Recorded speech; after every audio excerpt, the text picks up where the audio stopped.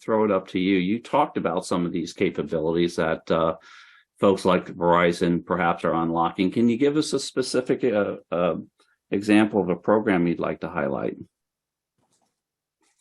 Sure. I think I can maybe follow on a little bit with one of the examples that Gary just provided.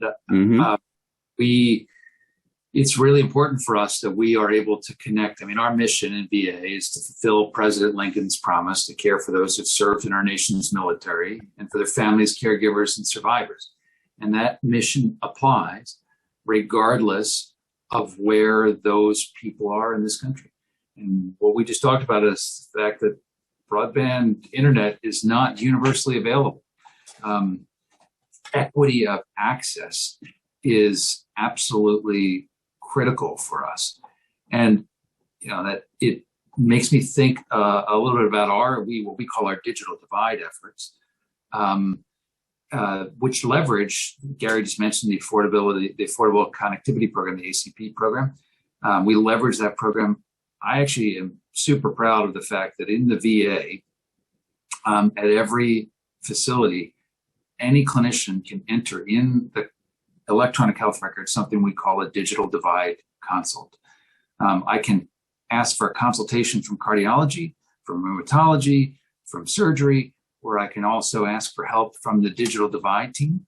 And my veteran is met by a social worker who can get them connected with programs like the FCC's Lifeline program, the Affordable Connectivity Program, or even get them connected to a device that we're able to provide to them to allow them to connect at home if they don't have access to either the device or sufficient internet at home in order to connect back to us, for example, through telehealth. So just last fiscal year, VA completed over 41,000 digital divide consults across the enterprise, and more than 110,000 veterans received a loan tablet from us with internet connectivity to allow them to connect to us for care.